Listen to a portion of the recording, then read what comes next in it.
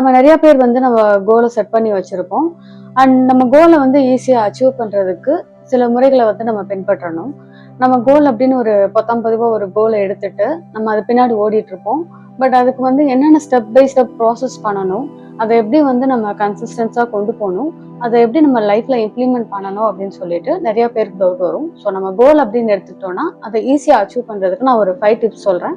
அதை தான் இந்த வீடியோல பார்க்க போறோம். இப்போ வந்து ஒரு பர்சனுக்கு வந்து ஒரு கோல் இருக்கு அப்படின்னு சொல்லிட்டு எடுத்துக்கலாம். இப்போ வந்து நான் வந்து நான் வந்து இப்போ ஒர்க் பண்ணிட்டு இருக்கேன். இப்போ ஒர்க் பண்றதுல இருந்து நான் வந்து ஒரு பிசினஸ் பண்ணணும் அப்படின்னு சொல்லிட்டு ஆசைப்படுறேன். பட் நான் என்ன பண்ணுவேன், டெய்லி என்னோட பிஸ்னஸ் அப்படின்ற ஐடியாவை விட நான் ஒர்க் அப்படின்ற விஷயத்துல தான் அதிகமாக கான்சென்ட்ரேட் பண்ணுவேன். இதை நீங்கள் நிறைய பேர் ஃபீல் பண்ணியிருப்பீங்க. இன்கேஸ் ஃபீல் பண்ணுறீங்க அப்படின்னு சொன்னால் கமெண்ட்ல வந்து கமெண்ட் பண்ணுங்க. அப்போ நம்ம என்ன பண்ணுவோம் அப்படின்னா, நம்ம வேலைக்கு உண்டான முயற்சிகள் என்ன, இப்போ நீங்கள் ஒரு ஆஃபீஸில் இருக்கீங்க, டெய்லி டாஸ்க் இருக்கும், அந்த டாஸ்க் என்ன, அதுக்கு என்னென்ன அச்சீவ்மெண்ட்ஸ் இருக்குது அப்படின்னு சொல்லிட்டு நம்ம அது பின்னாடி தான் ஓடிட்டு இருப்போமே தவிர, இந்த ஆண்டர்பிரினர் அப்படின்ற நம்மளுக்கு ஒரு பர்னிங் டிசைர் இருக்கும், அந்த விஷயத்தை நோக்கி நம்ம கண்டிப்பாக போக மாட்டோம். பட் ஆசை அப்படின்ற ஒரு விஷயம் மட்டும்தான் இருக்குமே தவிர அதுக்குண்டான எந்த முயற்சியுமே நம்ம பண்ணிட்டே இருக்க மாட்டோம். ஒரு பீக் ஆஃப் த டைம் வரும், ஒரு சம்டைம்ஸ் ஒரு உந்துதல் வரும், அந்த டைம்ல மட்டும் அந்த விஷயத்த பண்ணுவோம். பட் அதை நோக்கி நம்ம ஃபாலோ பண்ணுவோமா, அதை வந்து கண்டிப்பா கன்சிஸ்டன்சியா கொண்டு போவோமா அப்படின்னு கேட்டா தெரியாது. ஒரு உந்துதல் வரும்போது அந்த விஷயத்துக்கு உண்டான ஏதாவது ஒரு விஷயத்த வந்து நம்ம ஸ்டார்ட் பண்ணுவோம்.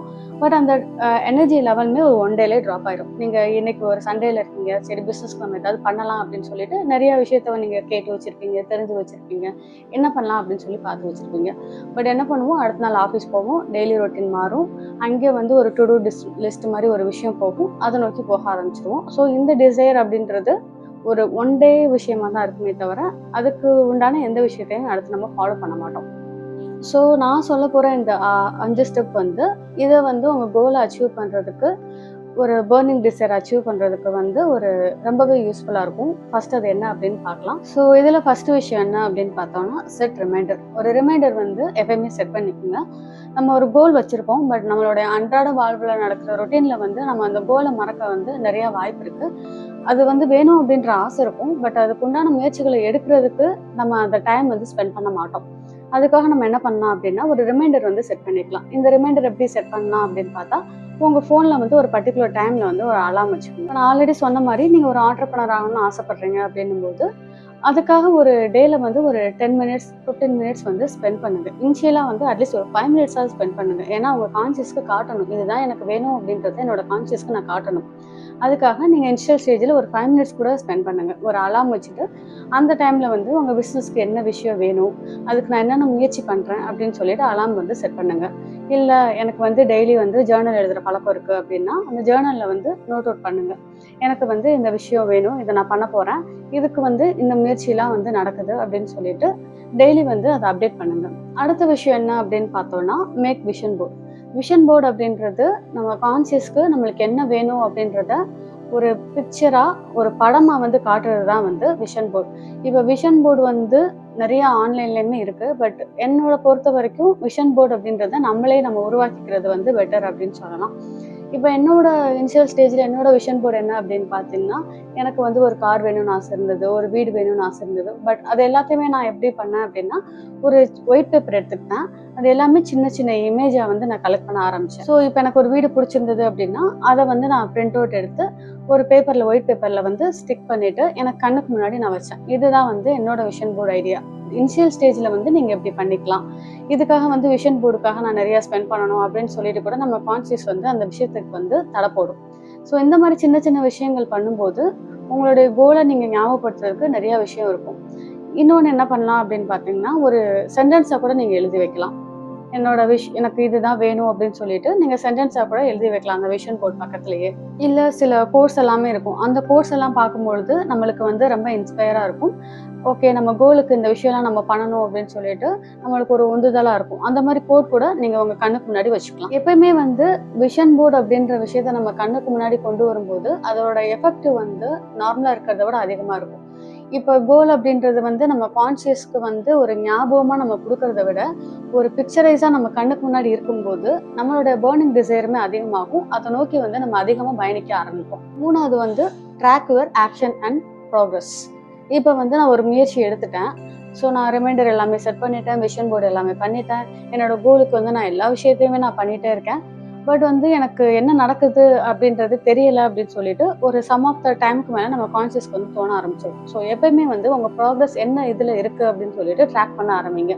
இப்போ ஒரு பிஸ்னஸ்க்காக நீங்கள் வந்து ஒரு பர்சனை போய் மீட் பண்ணுறீங்க, அதுக்கு வந்து சில விஷயம்லாம் நீங்கள் வாங்குறீங்க அப்படின்றத டெய்லி வந்து ஒரு நோட்டில் வந்து நோட் பண்ண ஆரம்பிங்க. இந்த விஷயம் இன்னைக்கு வந்து நான் என்னோட பிஸ்னஸ் விஷயமா அந்த பர்சனை போய் மீட் பண்ணியிருக்கேன், நான் இந்த இடத்துல போய் லோன் கேட்டிருக்கேன், இல்லை அப்படின்னா இந்த விஷயம்லாம் நான் வந்து ப்ரொக்யூர்மெண்ட் பண்ணியிருக்கேன் அப்படின்னு சொல்லிட்டு ஃபுல்லாமே நோட் பண்ண ஆரம்பிங்க.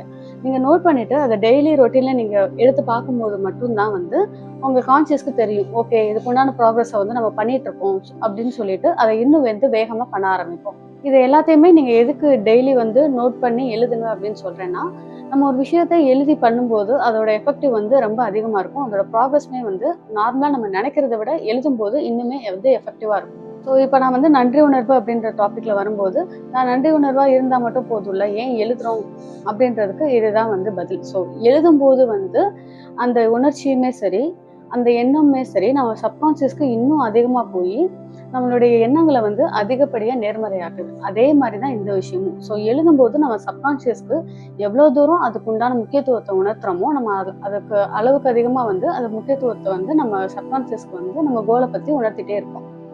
ஸோ இந்த ப்ராக்ரஸை நீங்கள் பார்க்கும்போது உங்கள் கோலை அச்சீவ் பண்ணுறதுக்கு ஓகே நான் இந்த விஷயத்தெல்லாம் நான் கரெக்டாக பண்ணுறேன் அப்படின்னு சொல்லிட்டு உங்களுக்கே வந்து உங்கள் மேலே ஒரு பாசிட்டிவான எண்ணம் வரும். நம்மளுடைய எண்ணமே வந்து இன்னுமே இம்ப்ரூவ்மெண்ட் ஆகும். இப்போ 4வது விஷயம் என்ன அப்படின்னு பார்த்தோம்னா, யூ ஹேவ் டு சாக்ரிஃபைஸ். இப்போ நீங்கள் சாக்ரிஃபைஸ் அப்படின்ற இந்த இடத்துல வரும்போது, நீங்கள் உங்கள் கோலை நோக்கி அச்சீவ் பண்ணுறதுக்கு சில ஸ்டெப்ஸ் எல்லாம் எடுக்கும்போது சில விஷயத்த வந்து நீங்கள் சாக்ரிஃபைஸ் பண்ணுறதை வந்து ஃபீல் பண்ணுவீங்க. இப்போ நீங்கள் ஒரு பிஸ்னஸ்ன்ற விஷயத்துக்குள்ளே போகிறீங்க அப்படின்னா, உங்கள் வேலையில் வந்து ஒரு கம்ஃபர்ட் ஜோன் இருக்கும். நான் மார்னிங் இந்த வேலைக்கு போகிறேன், எனக்கு இவ்வளோ சேலரி கிடைக்குது, என்னோட கமிட்மெண்ட் இது அப்படின்னு சொல்லிட்டு ஒரு ரொட்டீனான வாழ்க்கையில் வந்து இயங்கிட்டு இருப்போம். ஸோ இந்த வாழ்க்கையை வந்து நீங்கள் சாக்ரிஃபைஸ் பண்ணுற மாதிரி இருக்கும். அங்கே இருக்கிற ஃப்ரெண்ட்ஸை சாக்ரிஃபைஸ் பண்ணுற மாதிரி இருக்கும், கொலீக்ஸை சாக்ரிஃபைஸ் பண்ணுற மாதிரி இருக்கும். இது மாதிரி நம்மளுக்கு பிடிச்ச நிறையா விஷயங்களை வந்து நம்ம சாக்ரிஃபைஸ் பண்ணுவோம்.